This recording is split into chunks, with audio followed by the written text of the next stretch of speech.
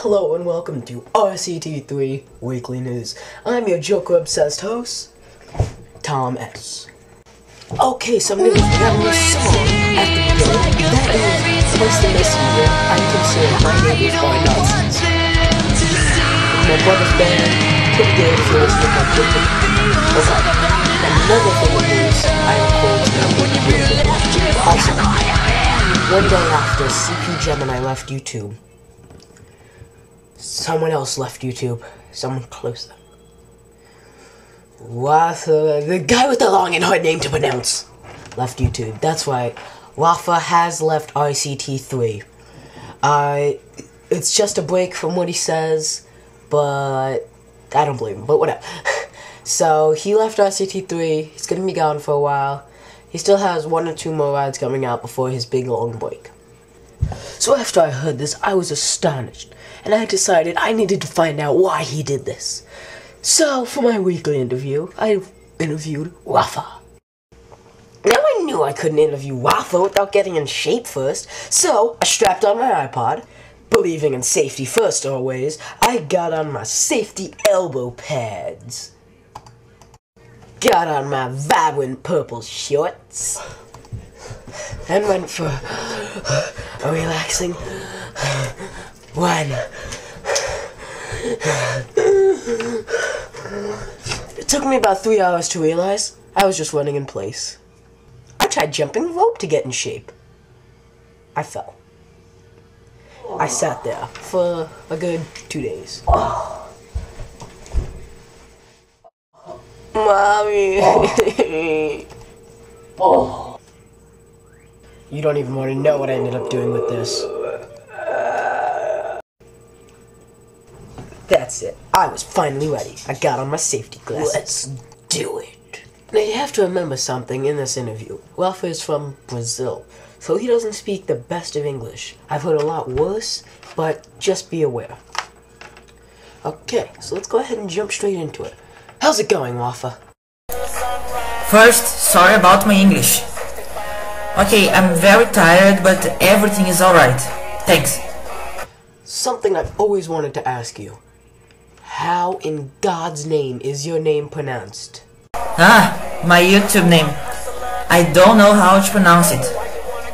It's just like you said on your weekly news Halloween, the big, long and hard to pronounce name. You've got to be kidding me. Are you serious? Now time for the big important question. Why did you leave Rct3? Why did I leave? I just need a break, cause I made Rafael V3, The Down, Eclipse, Dark Dragon, The Other Side of the Mirror, and half a streaming like tricks. It's just a break. Well, we all miss you, and thanks for being on the show. Thanks, Tom, and no problem. I love the show. Another thing that I would like to say is that Coastman59 has a news. It is a news. It's not like this news, because it is a news about wheel coasters. Coasters that really exist. Sorry. Yeah, it's a news about wheel coasters, coasters that really exist, and coasters that are coming up. Also, it's here. It's here to fear, and it's here. Oh. It's here. King of Rct3 Contest 3. The third King of Rct3 Contest. The last one was the biggest, up until Egypt 2112's contest blew it out of the water. But now, the King of Rct3 Contest is here. I have entered all my coasters. All my good coasters. Which is Injection, Hayabusa, and Eviction. Okay, so I entered those coasters. If you want to compete against me, which you do, enter it. Enter it, enter it, enter it.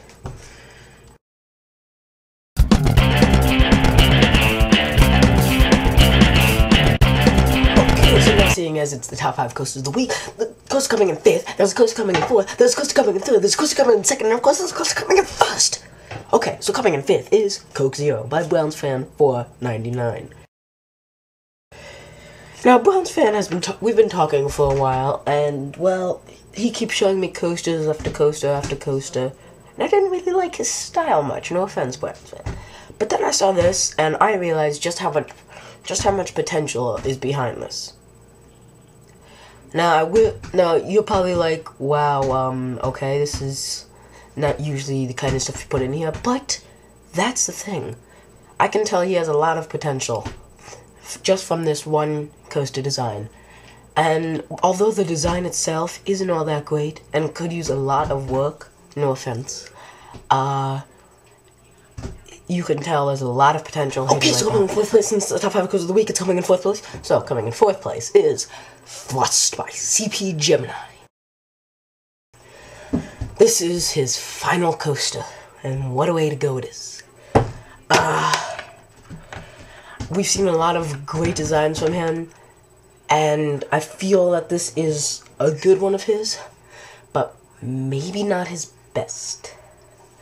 This, it's his newest one, of course, yes, it's his final one, and basically, we have seen a lot of coasters like this, but this coaster, it does top those. It does top those coasters that you have seen just like this. It does top those. Definitely tops those.